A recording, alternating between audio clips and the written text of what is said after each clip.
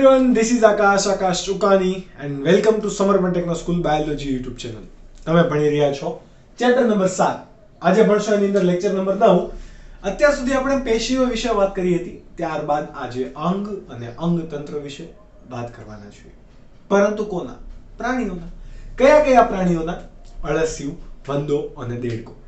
આપણે તેની બાહ્યકાર રચના, તેની આંતરિક રચના, એના અંગો જેમ કે પાચન તંત્ર હોય તો એનું મુખ કેવું હોય, જઠર કેવું હશે, આંતરડા કેવા હોય, એ કઈ રીતે બને, અને આખું સંપૂર્ણ પાચન તંત્ર કઈ રીતે બનશે, શ્વસન તંત્ર, ઉત્સર્જન તંત્ર, રુધિર પરિવહન તંત્ર, ચેતાતંત્ર, પ્રજનન તંત્ર, આ દરેક તંત્રો વિશે વાત કરવાના છીએ. ઓકે, આ બધા જ આ બધા જ ટોપિક્સને કવર કરતા આપણે ઘણો લાંબો સમય લાગશે, એટલા માટે ચેપ્ટર લાંબુ છે. પરંતુ ટોટલ તમારા બે ચેપ્ટરને એક ચેપ્ટરમાં ઇન્ક્લુડ કરી દીધું છે. ધોરણ 11 નું સૌથી મોટામાં મોટું અથવા તો લાંબામાં લાંબુ ચેપ્ટર હોય તો એ છે ચેપ્ટર નંબર 7. ઓકે, તો without wasting time let's begin the lecture number 9. અળસિયાની સામાન્ય માહિતી આપો. બધા કે આપણા અળસિયું હોય તો આપણે ઘણી વખત તો અડીએ નહીં, કેમ? કાદવ કીચડ વાળું હોય, વરસાદ આવતો હોય ત્યારે, અથવા તો કુંડામાંથી આપણને અળસિયા બહાર નીકળતા જોવા મળે. ક્યારે? ચોમાસાની ઋતુમાં જ્યારે જમીન ભીની થાય છે ત્યારે તમને અળસિયા જોવા વધારે પ્રમાણમાં મળશે. ત્યાં સુધી શું જીવંત નહીં હોય? નહીં હોય જ ને. તો ક્યાં હોય? આ અળસિયા બધા જમીનના ઉપલા સ્તરમાં રહેલા હોય. ક્યાં રહેલા હોય? જમીનના ઉપલા સ્તરની અંદર. ઓકે, તો આપણે અહીંયા લખતા જઈએ કે અળસિયા ક્યાં વસવાટ કરે છે. તો અહીંયા લખીએ વસવાટ ક્યાં કરે છે? જમીનના ઉપરના સ્તરમાં રહે.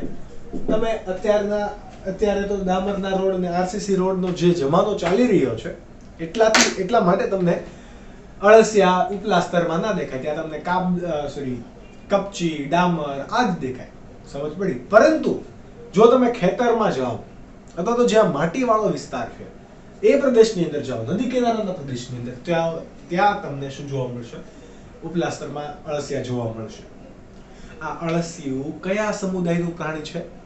નુપુરક.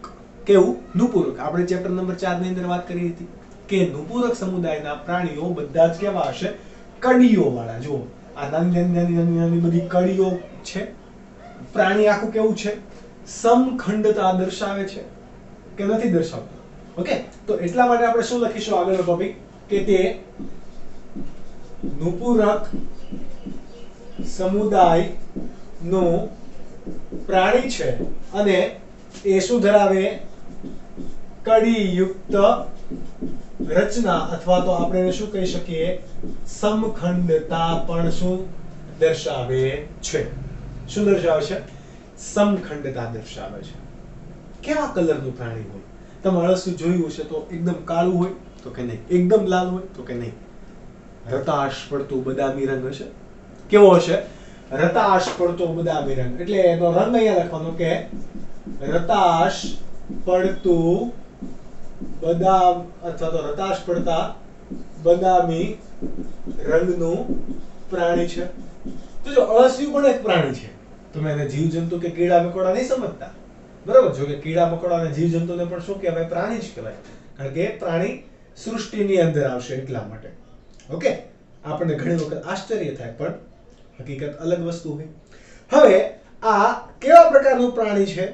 કથ્થઈ રંગનું, લાલાશ પડતા કથ્થઈ રંગનું અથવા તો બદામી રંગનું સ્થળચર રંગનું, કેવું? સ્થળચર અપૃષ્ઠવંશી પ્રાણી છે. કેવું છે? અપૃષ્ઠવંશી. તો તમને ખ્યાલ છે પૃષ્ઠવંશી કોને કહેવાશે, અપૃષ્ઠવંશી કોને કહેવાશે? જો તમને નથી હજુ પણ ખબર તો તમારે ચેપ્ટર નંબર 4 ફરીથી ભણવાની જરૂર છે. ક્યારે ભણશો? તો આ વિડિયો પતે પછી તમે ચેપ્ટર નંબર 4 ના YouTube ની અંદર પ્લેલિસ્ટ ખોલીને તમે વિડિયો લેક્ચર જોઈ શકો છો અને ભણી શકો છો. ઓકે, તો રતાશ પડતા બદામી રંગનું સ્થળચર અપૃષ્ઠવંશી પ્રાણી છે. પરંતુ હવે આપણે અહીંયા નીટ માટે પણ થોડી વસ્તુ યાદ રાખતા જઈશું. નીટ માટે કઈ વસ્તુ યાદ રાખશું કે આ બદામી રંગ કોના કારણે જોવા મળે છે? તો કે પોર્ફાયરીન ના કારણે બદામી અથવા તો કથ્થઈ રંગ જોવા મળશે. કયા ઘટકને કારણે? પોર્ફાયરિન ઘટકને કારણે. આ વસ્તુ તમારે યાદ રાખવાની છે. ઓકે, સામાન્ય રીતે ક્યારે જમીનના ઉપલા સ્તરમાં પણ કેવા જમીનનો ઉપલું સ્તર? ભેજયુક્ત ઉપલા સ્તરની અંદર. તમે ગરમ માટીની અંદર શોધશો તો નહીં મળે, રણમાં નહીં મળે. ત્યાં પણ જમીનનું ઉપલું સ્તર હોય તો ત્યાં મળે નહીં. એટલા માટે આપણે વાત કરી કે જ્યારે વરસાદ આવે, મસ્ત માટીની સુગંધ આવે પહેલા વરસાદની, ત્યારે અળસિયા બધા બહાર આવે. ઓકે, તો આ ભેજયુક્ત જમીનના ઉપલા સ્તરમાં તમને પ્રાણી જોવા મળશે. ત્યારબાદ આપણે વાત કરીએ તો આ જમીનમાંથી આપણે એને કઈ રીતે શોધી શકાય? આપણે કોઈ જમીન અહીંયા પડી છે, બરાબર, આપણે એમાં શોધવું હોય કે અળસિયું ક્યાં હશે, તો તમે શું બધું કઈ ખોદવા બેસશો? તો કે નહીં. તો કઈ રીતે તમે અળસિયાને શોધશો? તો એ જ્યાં જ્યાં અળસિયું ચાલતું ગયું હોય ને ત્યાં પોતાના નિશાન બનાવતું ગયું હોય. એટલે કે એ પોતાના મળ દ્રવ્યોનો સ્ત્રાવ કરતો ગયું હોય. પોતે એક તરફથી માટી ખતરોડતું જાય, એટલે કે ખાતું જાય, અને બીજા છેડેથી એની નાની નાની નાની નાની ઢગલીઓ મૂકતું જાય. આ ઢગલીઓ મૂકતું જાય, એ ઢગલીઓને શું કહેવાય? Worm casting. આપણે કાસ્ટ કરવું એટલે કે તમે મૂવી ઓડિશન કે નાટક માટે કે એમ તમે જો કોઈ કે પછી ટીવી સિરિયલ માટે પણ તમે કે પોસ્ટરમાં વાંચતા હોય, કાસ્ટ અથવા તો કાસ્ટ ડિરેક્ટર. કાસ્ટ ડિરેક્ટર એટલે કે જે કોઈ પણ નાટક કે મૂવીની અંદર છે એને કોણે નક્કી કર્યા કે અહીંયા હશે. તો કાસ્ટ કરવું એટલે કે શોધવું. શું કરવું? શોધવું. એના નિશાની એને ક્યાં હશે એ. તો આપણે જમીનમાં કઈ રીતે એને શોધી શકીશું? વર્મ કાસ્ટિંગ વડે. કોના વડે? વર્મ કાસ્ટિંગ વડે. વર્મ કમ્પોસ્ટિંગ અલગ છે. વર્મ કમ્પોસ્ટિંગ એ ખાતર બનવાની પ્રક્રિયા છે. ઓકે, તો એ વસ્તુ અહીંયા યાદ રાખજો કે વર્મ કાસ્ટિંગ વડે અળસિયાને જમીનમાં શોધી શકાય. અને આ વર્મ કાસ્ટિંગ એ શું છે એ પણ તમારે યાદ રાખવું પડે. તો વર્મ કાસ્ટિંગ એટલે બીજું કઈ નહીં, અળસિયું પોતે પોતાના ઉત્સર્જિત દ્રવ્યો અથવા તો મળનો નાની નાની ઢગલી સ્વરૂપે નિશાન બનાવે એ પ્રક્રિયાને શું કહેવાય? Worm casting. સોરી, એને શું કહેવાય? એને તો એનું ઉત્સર્જન કર્યું જ કહેવાય, પરંતુ આપણે એ વડે અળસિયું ક્યાં ગયું હશે, ક્યાં અત્યારે હશે, એ આપણે શોધી શકીએ. તો એ પ્રક્રિયા કઈ? Worm casting. કઈ? Worm casting. તો આ અળસિયા શું બધા જ આખા દુનિયામાં એક જ પ્રકારના જોવા મળે? તો કે આવું તો પોસિબલ જ નથી. અળસિયા ભારતની અંદર મુખ્ય બે પ્રકારના જોવા મળે. કયા કયા? તો કે ફેરિટીમા પ્રકારના પણ છે, એટલે કે ફેરિટીમા પ્રજાતિ છે, અને બીજી છે લુમ્બ્રિકન્સ. કયા? લુમ્બ્રિકન્સ. ફેરિટીમા પોસ્થુમા એ અળસિયાનું સાયન્ટિફિક નામ. બરાબર, હું અહીંયા તમને વૈજ્ઞાનિક નામ લખી દઉં. ફેરિટીમા પોસ્થુમા આ અળસિયાનું વૈજ્ઞાનિક નામ છે. તમારે આવું યાદ રાખતું રહેવું પડશે. ફેરિટીમા પોસ્થુમા. ઓકે, તો આ ફેરિટીમા છે એ ક્યારેય પણ આ વર્મ કાસ્ટિંગ વડે આપણે ફેરિટીમાને નહીં શોધી શકાય. ફક્ત કોને શોધી શકાય? લ્યુમ્બ્રિકન્સને જ શોધી શકાય. તો આ વસ્તુ પણ તમારે યાદ રાખવાનું કે ફેરિટીમા પોસ્થુમાની જાતિ ક્યારેય વર્મ કમ્પોસ્ટિંગ કરતી, સોરી, વર્મ કાસ્ટિંગ કરતી નથી. સમજ પડી? ઓકે, વાત કરીએ આગળ તો નીટ માટે. આ અળસિયાની ભારતની અંદર આપણે બે જાતિ જોવા, આની સિવાય ઘણી બધી જાતિઓ વિશ્વભરની અંદર જોવા મળે, પરંતુ ભારતની અંદર અળસિયા ઉપર ડિટેલમાં સ્ટડી કરવા વાળો માણસ કોણ? તો એનું નામ હતું કે.એન. બહાલ. બરાબર, તો કે અળસિયા પર વિશેષ અભ્યાસ કરનાર માણસ કોણ હતું તો કે એન બહલ. કેવો? કે એન બહલ. બરાબર. હવે અળસિયું કેટલો સમય જીવંત રહી શકે એ પણ તમારે ભણવું પડે. બરાબર. અળસિયાનો સામાન્ય રીતે જીવનકાળ કેટલો હોય? 3.5 થી 10.5 વર્ષનો છે. કેટલો? 3 એટલે કે 3.5 થી 10.5 વર્ષ સુધી એ જીવે. બરાબર. એટલે આપણે અહીંયા લખી દઈએ જીવન કાળ કેટલો હોય? 3.5 વર્ષથી 10.5 વર્ષ. પછી અસર કરે કે તમે એની ઉપર પગ નથી મૂકી દીધો ને ક્યાંક વચ્ચે. ઓકે, તો 3.5 વર્ષથી 105 વર્ષ નહીં સમજતા હો અહીંયા. 10.5 વર્ષ સુધીનો એનો જીવનકાળ હોય. પરંતુ જો એને ઓક્સિજન વગર રહેવાનું થયું હોય તો શક્ય છે. જમીનની અંદર જ્યારે અંદર જતું રહી ત્યારે ઘણીવાર ઓક્સિજન ના પણ મળે. ઓક્સિજન વગર પણ આ અળસિયું જીવી શકે, પરંતુ કેટલો? આપણે અહીંયા લખીએ 6 થી 30 જ કલાક. કેટલું? ઓક્સિજન વગર આયુષ્ય કેટલું ટકાવી શકે? મેક્સિમમ એ ફક્ત ને ફક્ત 6 થી 10 કલાક. આ બહુ વધારે કહેવાય. આપણે જોજો શ્વાસ રોકી રાખજો 2-3 મિનિટની અંદર તો હાફળા ફાફડા થઈ જશું. બરાબર. નહીં તો આ 4 થી 5 મિનિટ આપણે સીધા ઉપર. મનુષ્ય એટલું બધું રોકી શકે નહીં. ઓક્સિજન વગર આપણે જીવી શકીએ નહીં, પરંતુ આ 6 થી 10 કલાક સુધી જીવી શકે. ઓકે, તો આ વાત હતી કોની? અળસિયાની સામાન્ય માહિતી. આપણે ત્યારબાદ અળસિયાની બાહ્યાકાર રચના. આપણે અળસિયું બહારથી કેવું દેખાય, અળસિયાના અંગોની બહારથી ઓળખાણ કરવી હોય તો કઈ રીતે થાય એ આપણે ભણીશું. પરંતુ એ પહેલા તમે નોટ ડાઉન કરી લો. ત્યારબાદનો સવાલ છે કે અળસિયાની બાહ્યાકાર વિદ્યા વર્ણવો. કોને કહેવાય બાહ્યાકાર વિદ્યા? તો આપણે જ્યારે ચેપ્ટર નંબર 6 ભણતા હતા, 5 ભણતા હતા ત્યારે અંતઃસ્થ વિદ્યા અને બાહ્યાકાર વિદ્યાની વાત કરેલી. બાહ્યાકાર વિદ્યા એટલે કે તમે જે જુઓ છો તો તમને કેવું દેખાય છે એ, અને અંતઃસ્થ વિદ્યા એટલે તમે એને કોતરી કાઢો અથવા તો એને તોડી ફોડી નાખો એટલે કે એ અંદરથી કેવું દેખાય એ. ઓકે, તો આપણને અળસિયું બહારથી કેવું દેખાય છે એ સવાલની આપણે અહીંયા વાત કરવાની છે ગુજરાત બોર્ડ અને નીટ માટે. ઓકે, તો અળસિયું કેવું છે જુઓ. ખંડ દર્શાવે છે. નળાકાર પ્રાણી હશે તો કે હા નળાકાર છે. લાંબુ છે તો કે હા લાંબુ છે. ખંડો ધરાવે છે તો કે હા ખંડો ધરાવે છે. કેટલા? 100 થી વધારે ખંડો ધરાવે. સામાન્ય રીતે અળસિયાની મોટા ભાગની જાતિ 100 થી વધારે ખંડો ધરાવે.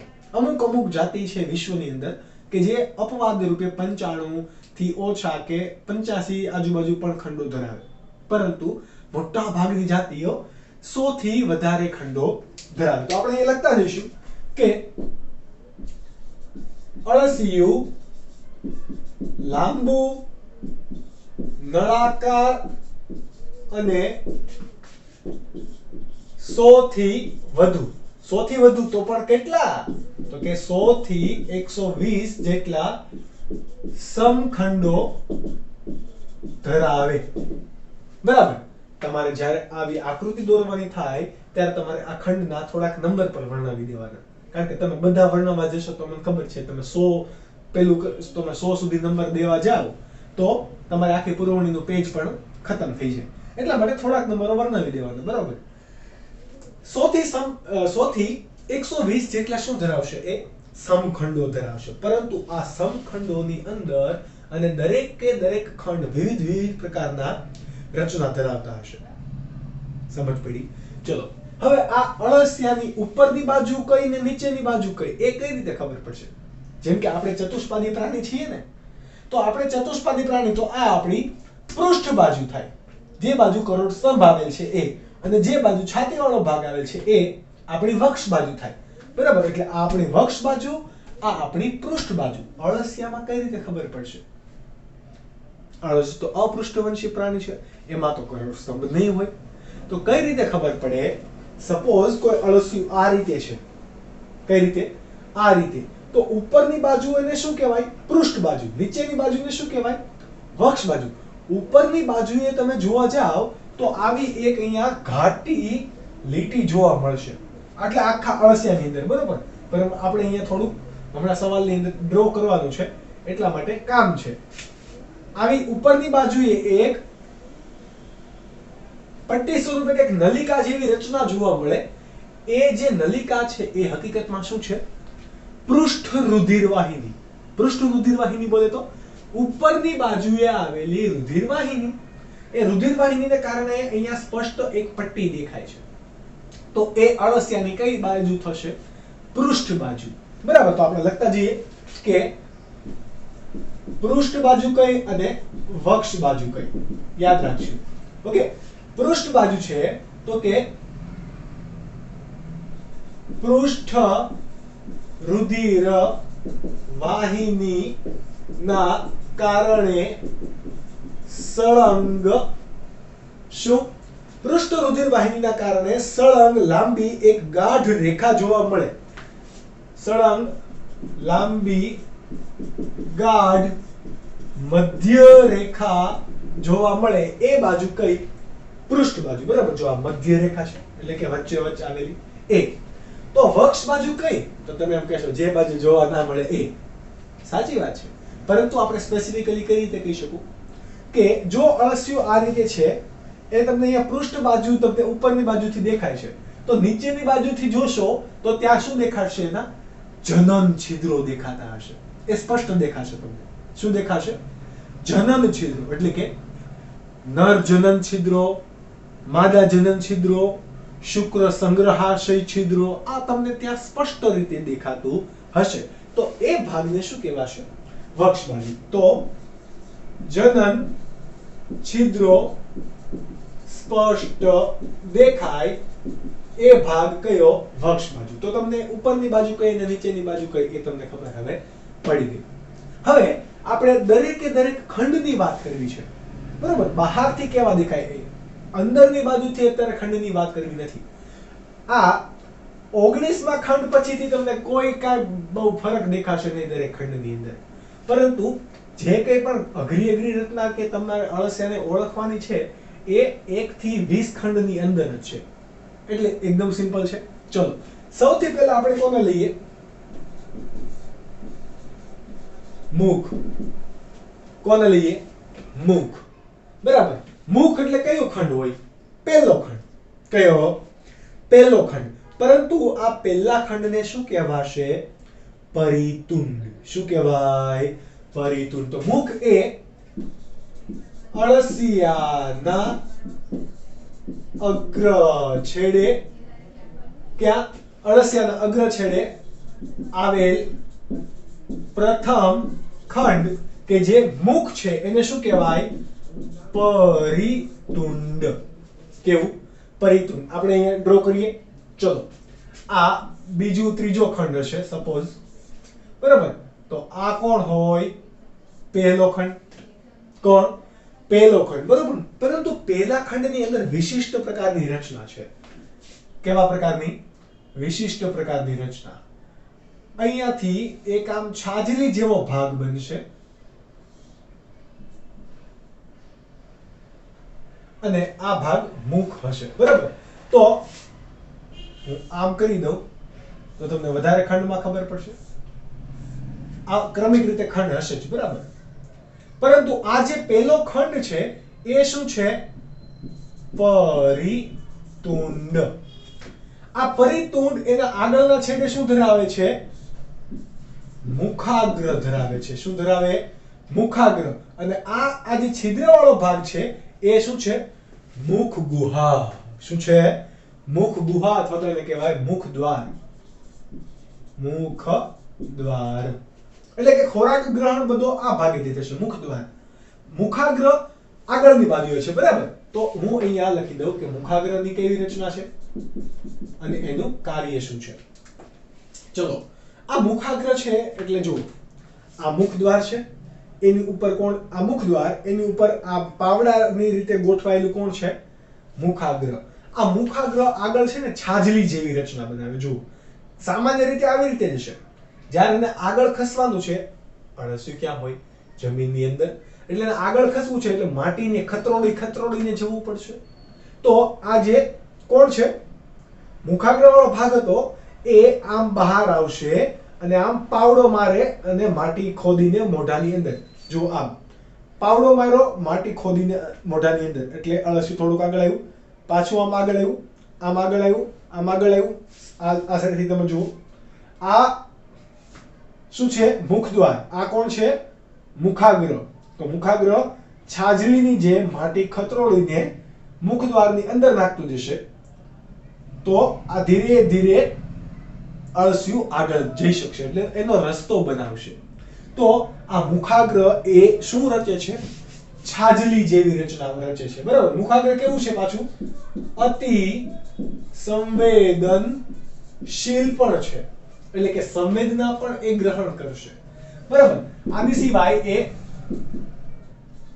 છાજલી જેવો ભાગ બનાવી અળસિયાને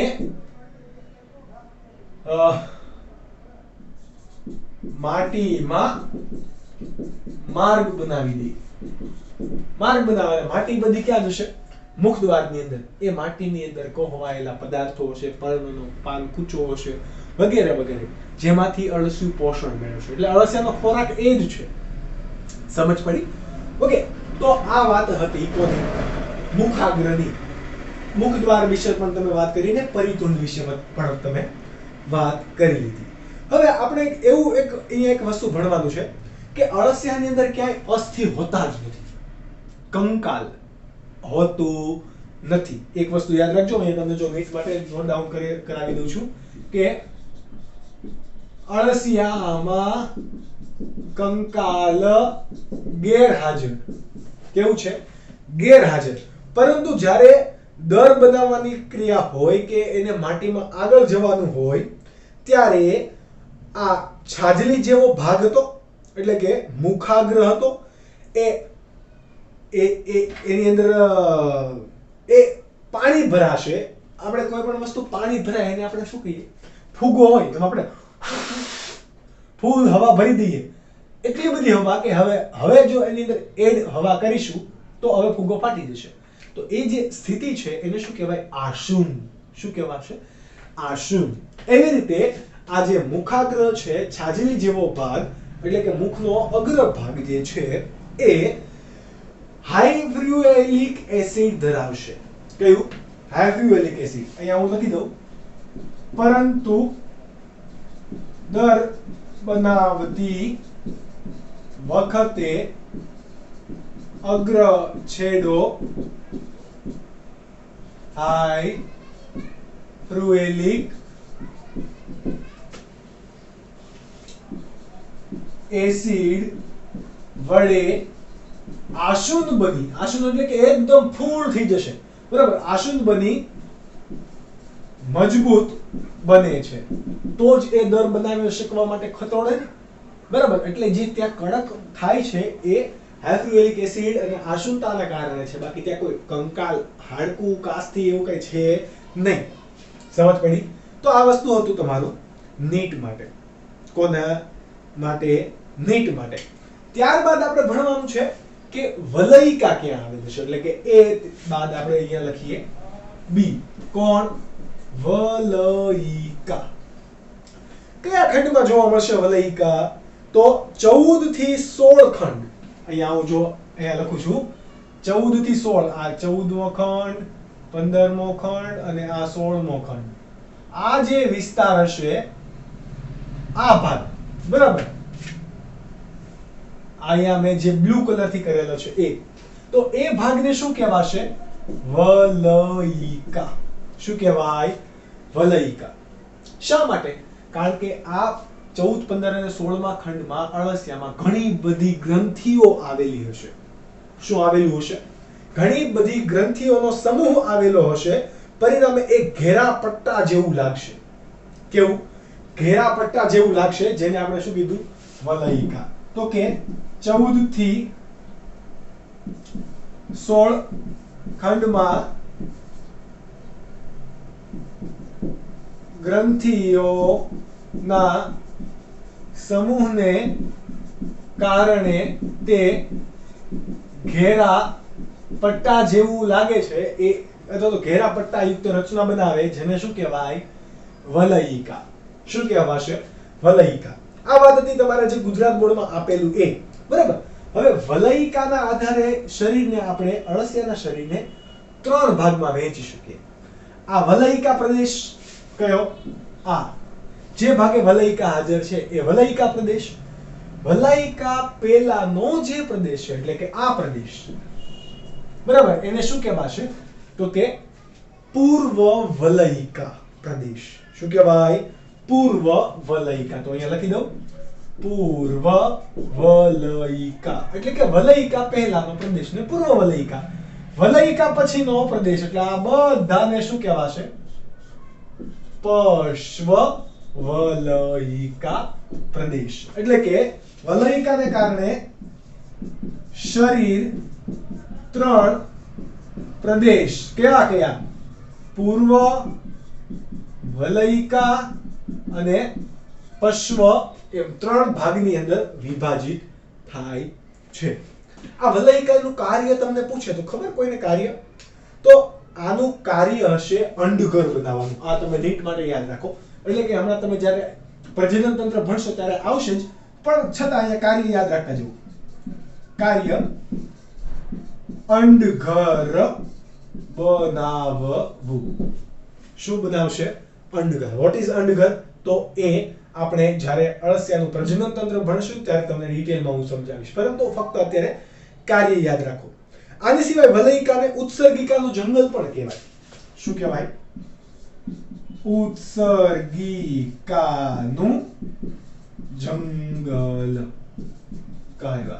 બીજું નામ છે, બરાબર, પેટ નેમ છે. ઉત્સર્ગિકાનું જંગલ કોને કહેવાય? તમને નીટમાં આવો પ્રકારનો ક્વેશ્ચન પૂછે તો વલયિકા અથવા તો કયા પ્રદેશના અથવા તો કયા ખંડોને ઉત્સર્ગિકાનું જંગલ કહેવાય? 14 થી 16 ખંડને. શા માટે? તો ત્યાં ઘણી બધી ઉત્સર્ગિકા આવેલી હોય. યાદ કરો, મનુષ્યમાં જે રીતે મૂત્રપિંડ જોવા મળે એવી રીતે અહીંયા એટલે કે નુપૂરક સમૂહમાં ઉત્સર્જન તંત્ર તરીકે કોણ આવેલું હતું? ઉત્સર્ગિકા. આ ઉત્સર્ગિકા 3 પ્રકારની હશે. એ પ્રકારને આપણે ઉત્સર્જન તંત્રમાં ભણીશું, પરંતુ સૌથી વધારે પ્રમાણમાં આ ઉત્સર્ગિકા ક્યાં આવેલી હશે? 14, 15 અને 16માં ખંડમાં. એટલા માટે એને આપણે શું કીધું? ઉત્સર્ગિકાનું જંગલ પણ કહેવાય. સમજ પડી? આ વસ્તુ તમે નોટ ડાઉન કરી લો, ત્યારબાદ ભણીએ આગળ. ઉત્સર્ગિકા ભણી લીધી, ત્યારબાદ આપણે જોઈએ ત્રીજું છે એટલે કે સી તરીકે નામ આપણે ઉત્સર્ગ છિદ્રો. ઉત્સર્ગી છિદ્રો અહીંયા આપણે ત્યારે પણ ભણી ગયા હતા, લગભગ 4થા ચેપ્ટરની અંદર જ્યારે નુપુરુકની વાત કરતા હતા ત્યારે, કે અળસિયાની અંદર સમગ્ર સપાટીએ, બરાબર, આખા અળસિયાની અંદર શું જોવા મળે? ઉત્સર્ગી છિદ્રો જોવા મળે. જે રીતે આપણે મનુષ્યની અંદર પરસેવો કેમ આખા શરીરમાંથી બહાર નીકળે, તો ત્યાં ઘણા નાના છિદ્રો હોય, બરાબર. એવી રીતે અહીંયા ઉત્સર્જન માટેના છિદ્રો આવેલા હશે, બરાબર. ક્યાં? સમગ્ર સપાટી પર, બરાબર. ક્યાં?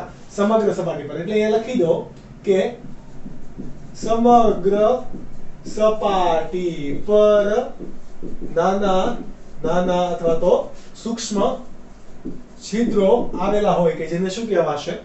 ઉત્સર્ગી છિદ્રો. શું કહેવાય? ઉત્સર્ગી છિદ્રો.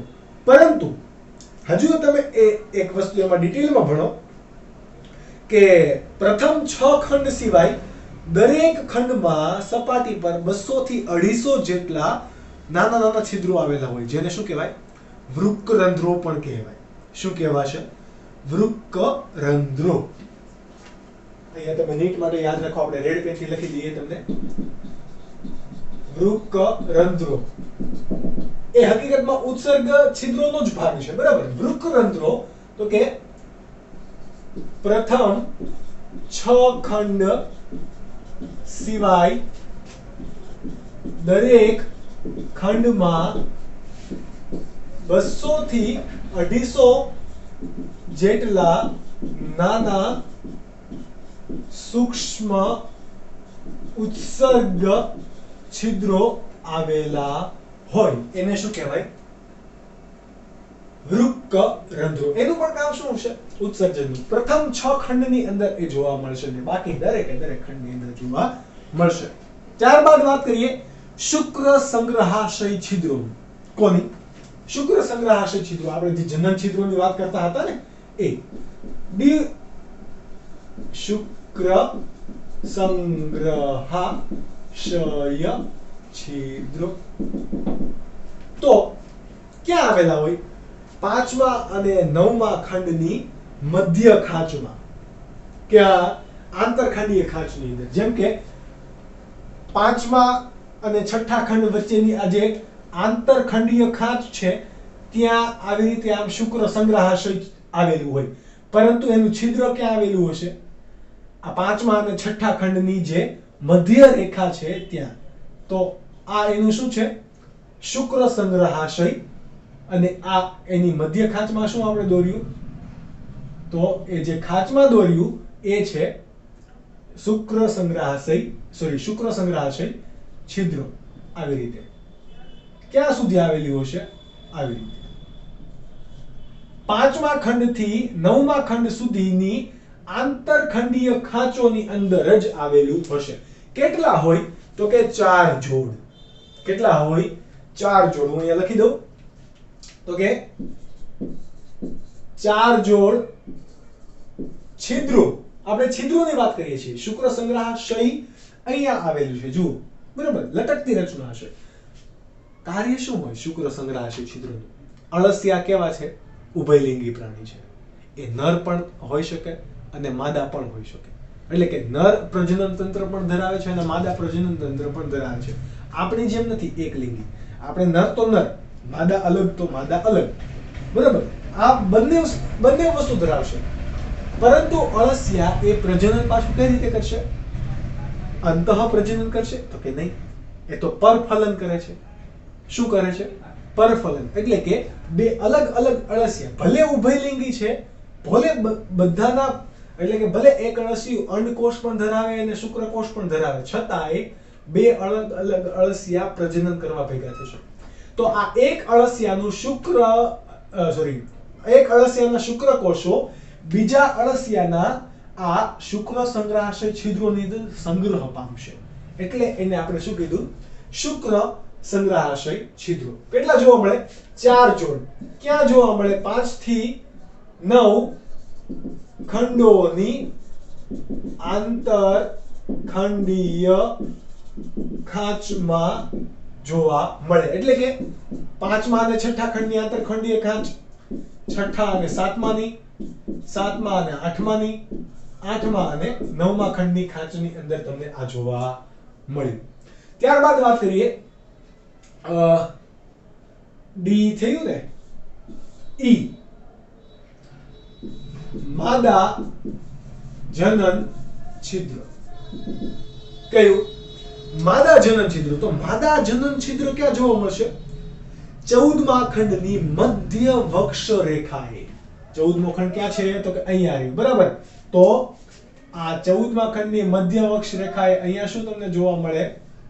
માદા જનન છિદ્ર. 14મા ખંડે જુઓ છે 14મો ખંડ. તો એ વસ્તુ યાદ રાખવાની.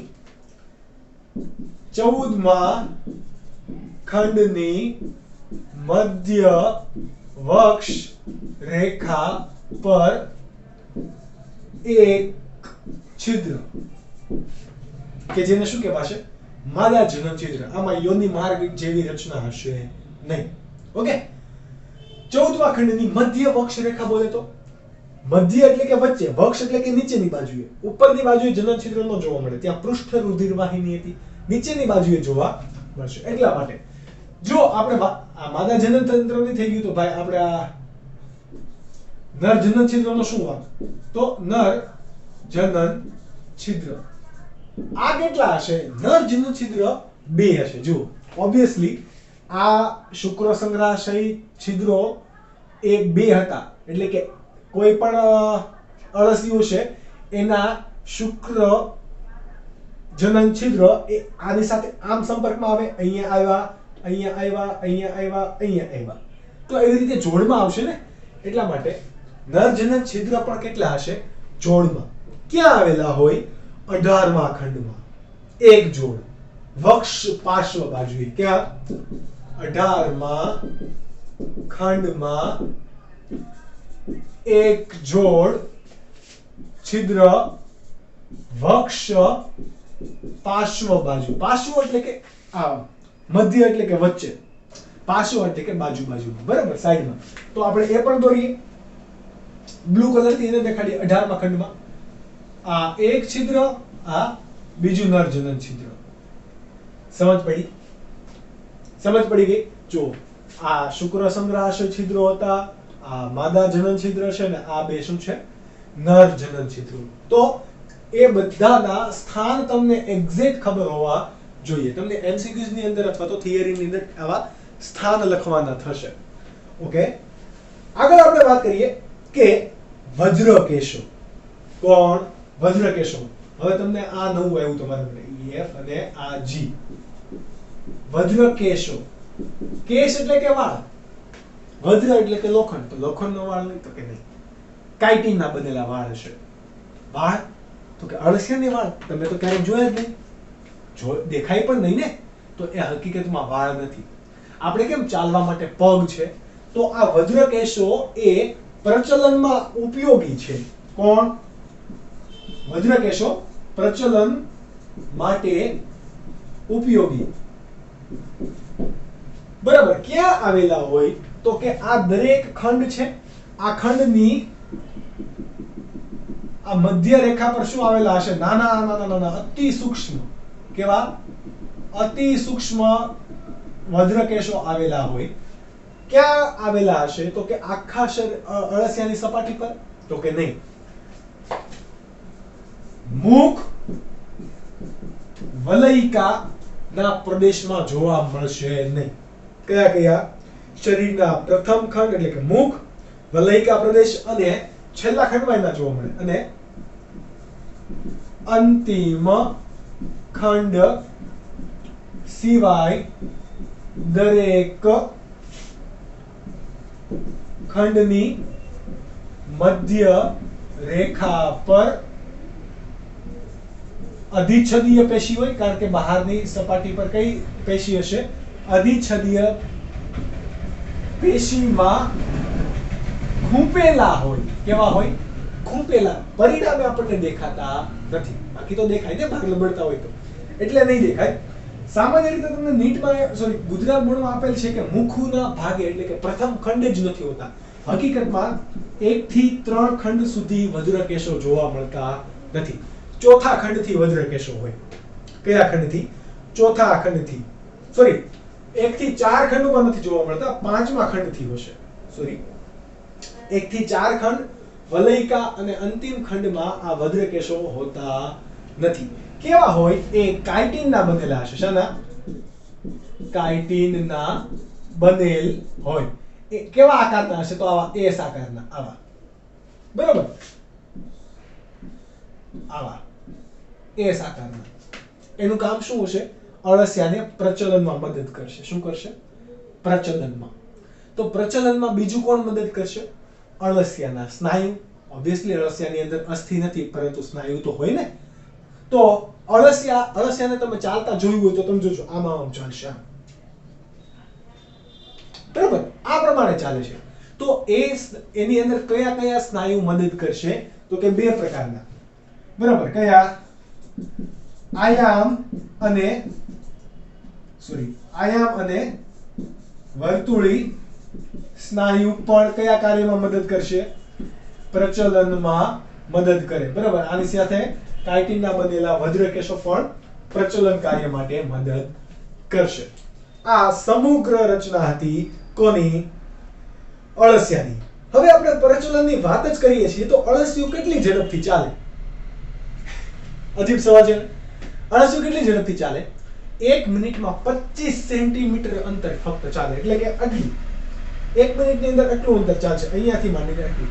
1 ફૂટ પણ નહીં. લાંબી સ્કેલ આવે ને, એટલું પણ નહીં. બરાબર, એટલે એનો ચાલવાનો દર છે એ હું તમને અહીંયા લખી દઉં. પ્રચલન માટે ઉપયોગી. કેટલું પ્રચલન કરશે? 25 સેન્ટીમીટર પ્રતિ મિનિટના દરે એ ચાલે. સમજ પડી? તો આ વાત હતી ગુજરાત બોર્ડ અને નીટ માટે અળસિયાની સામાન્ય માહિતી અને બાહ્યાકાર રચના. આઈ હોપ કે તમને આવડી ગયું. તમે નોટ્સ બનાવો, એમસીક્યુ સોલ્વ કરો. ના આવડે તો તમે જ્યારે પણ સ્કૂલ ઓપન થાય ત્યારે અથવા તો મને મેસેજ દ્વારા સવાલ પૂછી શકો છો. વાંચતા રહો, મહેનત કરતા રહો. આપણે ફરી મળીશું લેક્ચર નંબર 9 ની અંદર અળસિયાના પાચન તંત્ર અને વિવિધ તંત્રો સાથે. ત્યાં સુધી bye bye and take care.